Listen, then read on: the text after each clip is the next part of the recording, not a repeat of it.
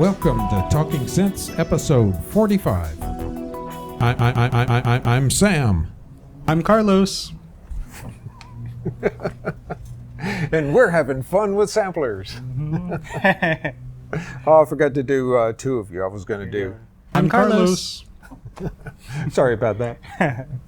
But I knew there's only one Carlos. Oh, thank you. So last episode, we busted out the ASR-88 and had a lot of fun with it. And we got to a point where we thought, we're barely scratching the surface. Yeah. So we're going to scratch some more. Where should we start? Well, how about let's let people know, who we are, what we do. Okay. I'm Sam. I'm Carlos. Yeah, so we're Syntaur, probably the best place on the internet to get your synthesizer replacement parts. We do this podcast weekly. If you're our Patreon supporter, you get to tune in every week. And for those out of you in internet land that's not Patreon supporters, this will be a public episode, and you get to kind of share in the joy of what we're doing. Yeah, so anyone can watch every 2 weeks if you throw down as little as $3 per month at patreon.com/synthwizards. You can see episodes weekly along with lots of other cool stuff. Yeah, good deal. Yeah, and so for those of you that are new to this, we kind of talk about the different things that go into synthesis, synthesizers, a little bit of history, a little bit of technical knowledge. But I will say I'm really looking forward to this episode because I've been dying to do just something on sampling and something that kind of walks through that creative process. We did something similar recently with the Ensoniq ESQ1. Yeah. And if you're familiar with the Syntaur history, we love the Ensoniq gear around here. We really are an Ensoniq household. Yeah. We're rich in Ensoniq history. Yeah. Well, so I wanted to kind of kick off with diving a little deeper into a few things we dived into last time, like the definitions of sampling. When you talk about sampling, most people think specs. All right, so what are the specs? So we're sampling at 16-bit. We're sampling at 44.1 kilohertz. So what does that mean? And we kind of touched on it last time, but I thought I'd elaborate a little deeper. So the bit depth, when you sample a wave, it's going up and down in wave space, wherever it goes up and down. The bit depth is your increment of measurement on a vertical axis on the graph. In other words, from your highest amplitude of your wave to the 0 point or whatever, however fine you can measure that, that's defined by your bit depth. And I did want to throw in some actual numbers. So if you're using an 8-bit sampler, such as the Ensoniq Mirage, what else sampled at 8-bit? Emulator 2? SK1. All right, SK1. thank you very much. The Yamaha DJX2, which I just scored, that I'm really excited about. The Akai S612, I think. Was that 8-bit? I think that was a 12. That might have been 12. Dang it. Bastille Micro Granny, which is like an homage to the Mirage. Oh, yeah, that one. It's a little tabletop Mirage. It's about that big, about yay big, 8-bit sampler. Isn't that cute? Yeah. Micro Granny? Yeah. And then the Eurorack version is the Grandpa. We're really paying homage to our grandparents these days with the grandmother and now these. And Yeah, that reminds me a lot of Sweat Lodge and Native American culture. You learn from your grandparents. The Mutaku Yasin, it's like a show of respect, to your grandmother and grandfather. To name a synthesizer after them. Yeah. The things that just the useless knowledge that I have in my head when it comes to how many synthesizers are named after family members. Okay, so anyway, that 8-bit, what that means in a mathematical sense is we're digital, right? So everything's binary. Everything's either 0 or 1. So a 8-bit number means that you have 8 digits in binary to measure with. Now those digits can either be 0 or 1. And so the largest 8-bit number is 11111111. That sounds like a like a lawyer ad. If you've gotten hit by a semi truck, just dial 11111111. So that is the largest 8-bit number you can have. In other words, it defines the maximum range. And when you translate that into human numbers, the numbers we're used to counting in, that's 256. Okay. So what that means in normal human speak is that when you make an 8-bit sample, the maximum amplitude range you have to measure that sample or to define those points of amplitude is 256. So that's not a lot. It's it's kind of stair-steppy. If you were to sample a wave and then plot it out in 8-bit graphics, you would see stair steps. You wouldn't see a smooth wave like you would with an analog. It almost makes me think of like when we 3D print parts and you have the digital stepping. Yeah, that's a real good analogy.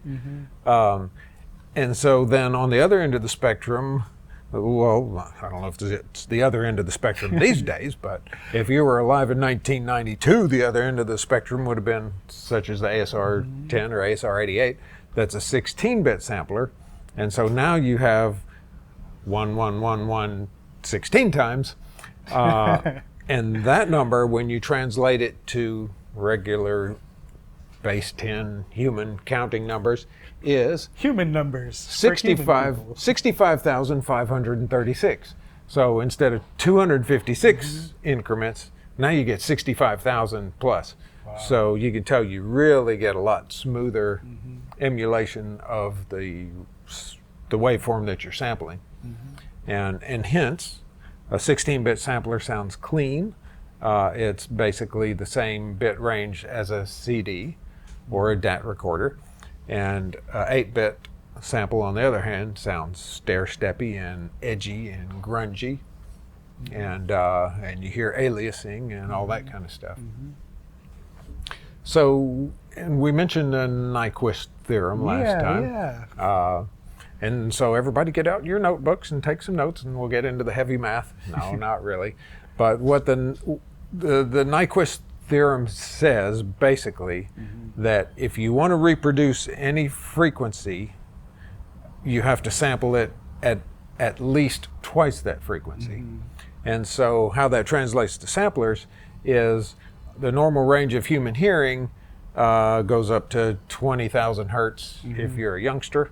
Or if you're Gerald, for instance, it goes up to about 5 hertz. If on a good day. That's 20,000 hertz is good. As you get older, you lose that higher frequency ability to hear. I think mine is still pretty good. There's apps and websites where you can take tests online. And it'll play frequency tones. And it'll sweep the frequency range, and you can see how high you hear. I haven't done one, but I'm kind of scared to. Well, there were lots of times where Gerald would be testing something, and he'd just be sitting there. I'm like, "What is that noise it's making?" And he's like, "What are you talking about?" And it was just emitting a high frequency pitch or whatever. So anyway, that the normal range of human hearing with good ears is 20,000 hertz, 20K. And so if you're sampling and you want to reproduce sound that's audible to a normal human and that sounds good through the whole frequency range, you need to sample at least twice that, which is what Nyquist theorem says. And so you need to sample at 40 kilohertz. And so 44.1 K is sort of the CD standard or whatever. How did we get to 44.1? I'm not 100% sure, but I know on later samplers, 48 kind of became the standard because the math works out a lot easier. Dividing 48 by 2, you get 24 as opposed to dividing 44. 22.05. But in any case, once you get up in those 40 kilohertz sampling range, then you can get high fidelity sounds. And consequently, or conversely, if you don't get up there, you get edgy, grungy sounds that have aliasing which is overtones and unwanted frequency Yeah, information. I'm just like, who wants high quality reproduction of sound? I mean, anyone can do that these days. That's kind of boring. It's the other grunginess and scratchiness and aliasing that gives you the fun stuff. And now that we're talking about it, you know what? I'm really interested now. I wonder what the bit depth on the Synclav was, the Synclavier. Yeah, I don't know. I don't know off the top of my head. Luke's going to look it up right now. But if you know, let us know in the comments section. Yeah. Which Synclav? I think there was just one sampling option. I mean, I know there were different systems. I think it was 16. Yeah. But anyways, you were saying? 16-bit? I think so. All right.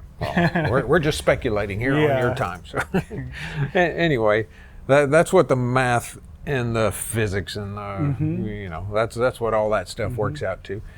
But yeah, you and I both enjoy the other end of it of, we don't care about that. Let's get into that grunginess that's... And what that made me think of too, because the other day I opened up the Kawai K3. We talk about that a lot. And the interesting note on that one, the sounds, because they're stored on EEPROM, there's different EEPROM sets for across the span of the octaves. And it's so that they don't alias. Right. Yeah. So it's multi-sampling, basically. It's multi-sampled on EEPROM. Yeah. Yeah. Yeah, the Synclav was 16-bit. So 16-bit for the Synclav. So that was pretty good for its day. Yeah.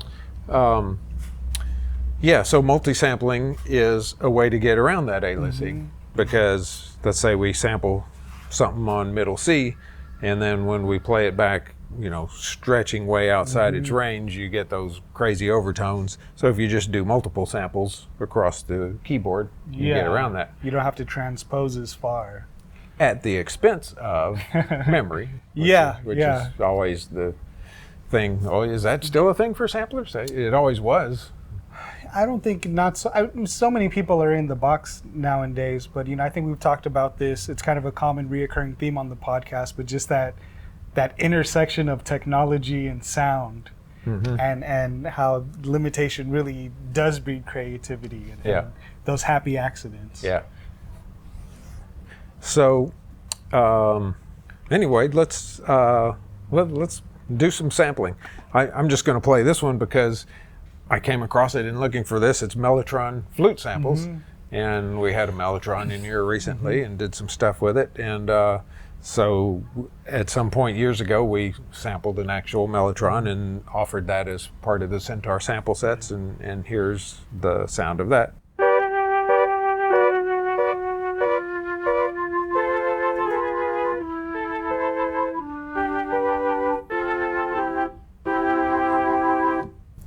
Pretty good Mellotron samples. Anyway, so yeah, it's easy to, well, not easy, but you can recreate instruments, as everybody watching knows, I'm sure, and get them kind of dead on, and that's kind of what these Mellotron samples are. But now, let's go in the other direction and look at some of the limitations of samplers. And for that, I've got me trusty Minimoog here. So I've set up a program on the Minimoog that,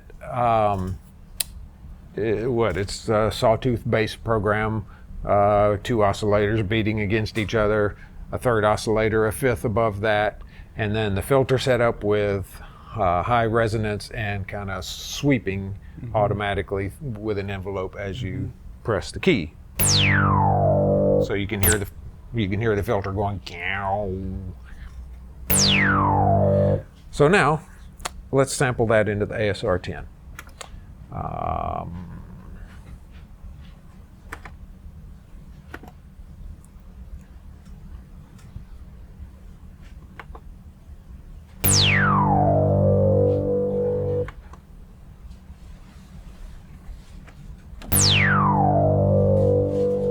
Sounds just like it, pretty much. But now, what happens when you play across the keyboard? Well, of course, we're not looped. Let's see if we can make a quick loop. Or if it... I mean, it's probably not going to be a smooth loop. Oh, wait. Yeah, I was just going to say, that's going to happen. So this is a whole nother topic. Yeah. Looping samples, boy, that is a science and an art and voodoo all together. Yeah. So obviously when we loop this sample, we don't want the attack, because then it keeps looping with that filter sweep. Right there. We don't want that in there. So to loop something like this, we have to set the loop point beyond that and where the sound has kind of settled down. So normally, what he's doing here is you have, at least in my experience, it's about it's what, 3 values, right? So you have a start point, a loop point, and an end point. And what it's going to do is it's going to play forward, and once it gets to a certain point in the waveform, it'll loop that tail end. Yeah, and on the ASR, it sort of defaults to when you say, okay, loop in a forward direction, you can also loop in a backward direction. But when you say loop, it's going to default to, okay, I'm going to start at the 0 sample, and I'm going to end the loop at the very last sample, and I'm automatically going to loop the whole sample unless you tell me otherwise. That's why we got what we just got. So what I'm doing now is I'm setting the loop start point just randomly at 50%, so that we play through the whole sample, and then we go back to 50%, which is hopefully after the attack, and then we loop on the last 50%. And let's see how that works. Hello, click. Now, and that might not be ideal, but there's sometimes where I kind of like that. Drum loops, you get kind of real funky stuttering effects, like right in the middle. Janky rhythm kind of. Yeah. So I'm not sure, it seems like there's a gap in there, so what I'm going to do is go to the loop endpoint and scoot that up some to where we, I'm thinking what we're hearing is the end of the sample, where it's just extra space.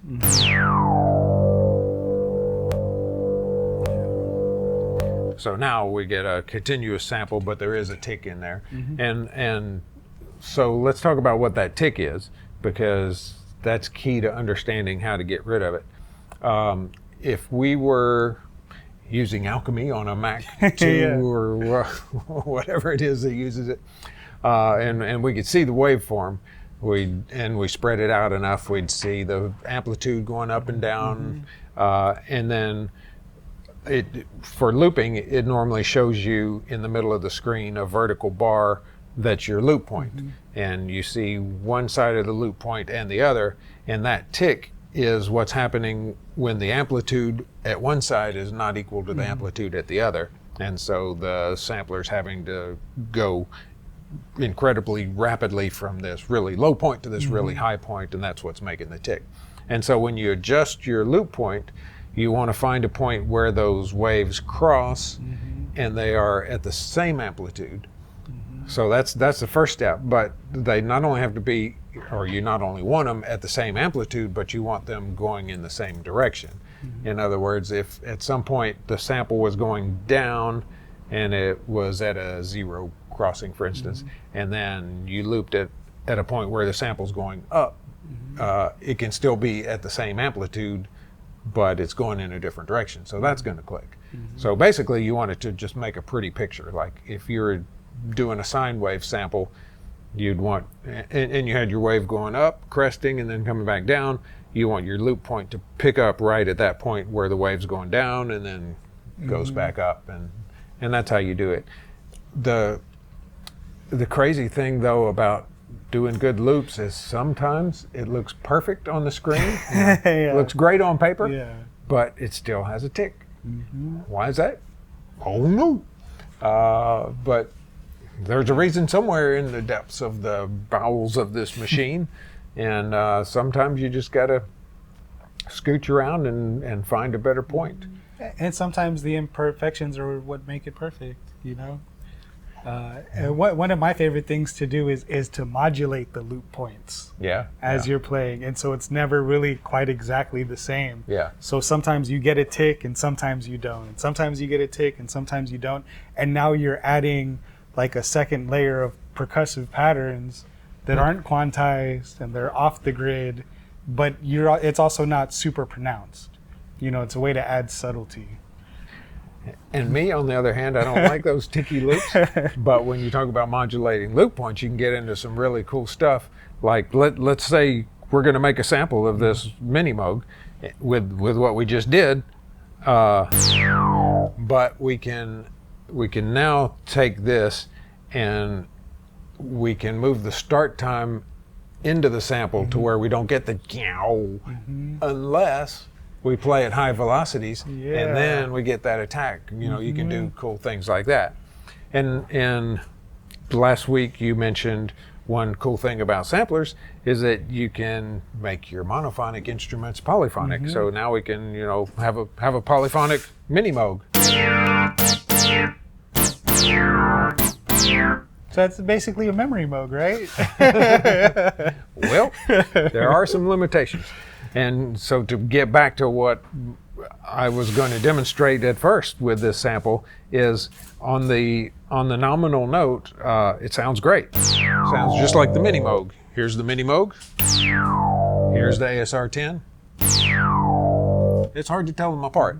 But now when you go up, what's going to happen is the timing of everything changes. Yeah, so the bow that we have that's so nice is now going to be, you know, it's going to be short. Or if we played lower, it's going to extend. So if I go up octave and a half, you know, we get a real quick. And then that click gets more pronounced because now it's happening faster. That click is, ignore the click though, because if we were making a real sample, I'd get rid of that click. But takes time to do that. So right here we get a, you know, a second and a half or so of filter sweep, and up here we get half a second. And if we play it down, that's the good stuff. It takes a lot longer. What about the lowest note? How's it? That's a glorious sound. I like that. Well, it's certainly usable for stuff. And then you go up high.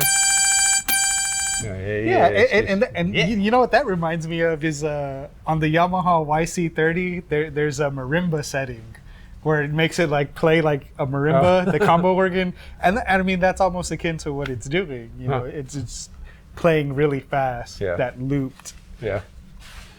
So let's compare the higher and lower notes to the actual Minimoog and see how it fares, because this is going to convince you that, well, yeah, you ought to be playing a Minimoog if you want a Minimoog sound.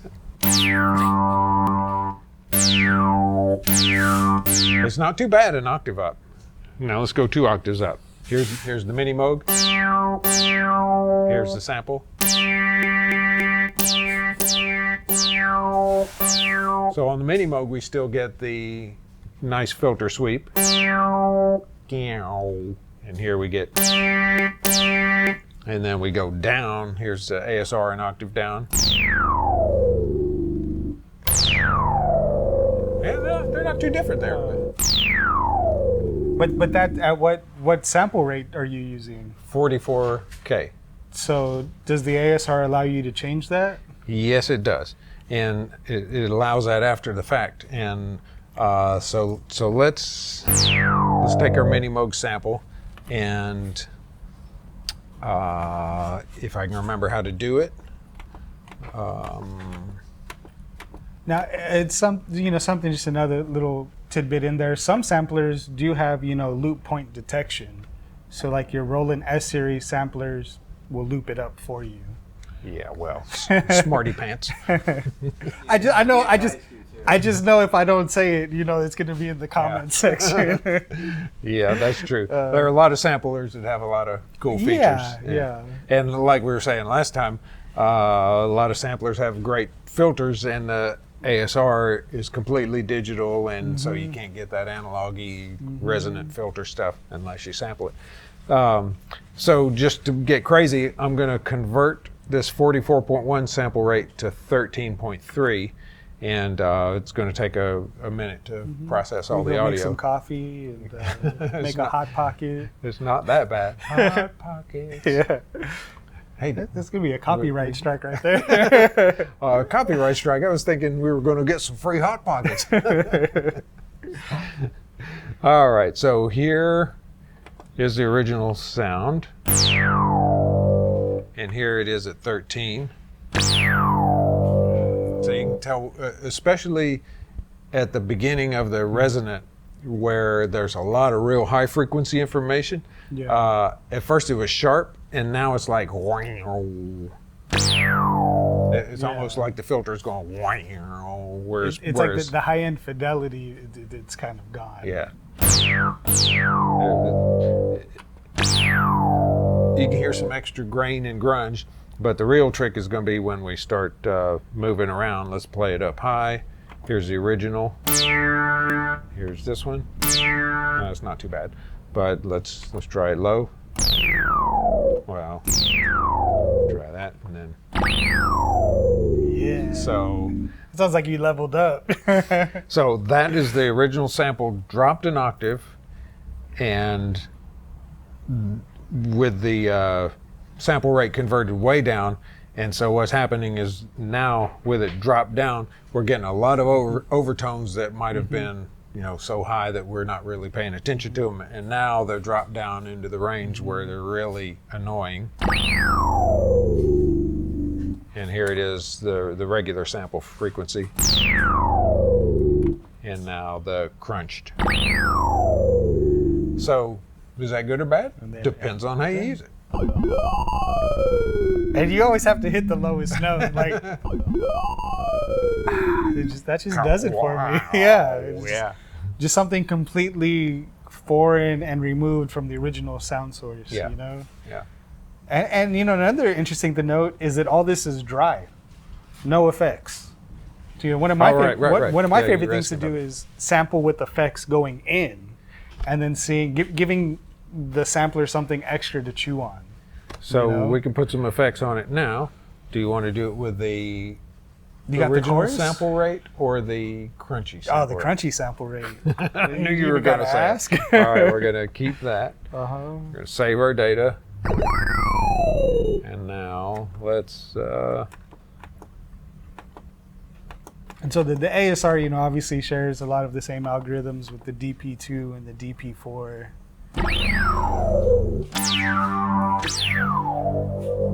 So there it is with a chorus and reverb on it.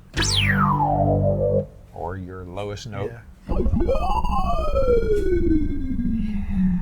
Yeah. That's like my ASMR when I'm going to sleep. It just plays in the background. It's your what? Like when you use like brown noise to go to sleep or whatever kind of noise. I use white noise myself, or pink noise. Yeah. Brown noise sounds just a little too smelly. Yeah. It depends on what you had for dinner. Well, we're rapidly devolving. Yeah, we'll have to sample some brown noise and then pitch it down. Let's go back to Mellotron flutes. So now that's chorus and delay. One kind of thing, though, that I will have to say, a lot of things I do enjoy, sampled, and the Mellotron is a very early sampler in itself. Yeah. But I think an original Mellotron just sounds better. Oh, it's so quirky. Talk about quirky. Yeah. You press a key harder and it kind of pinches the tape too hard and slows it down. And there's this like attack, like this thwack that happens when the tape hits the head. And I haven't really ever heard a sampled or digital version that really captures that. Yeah. And so a little bit of blasphemy there, but nothing like an actual Mellotron. Nothing beats the real thing. Yeah. Well, we've done it again.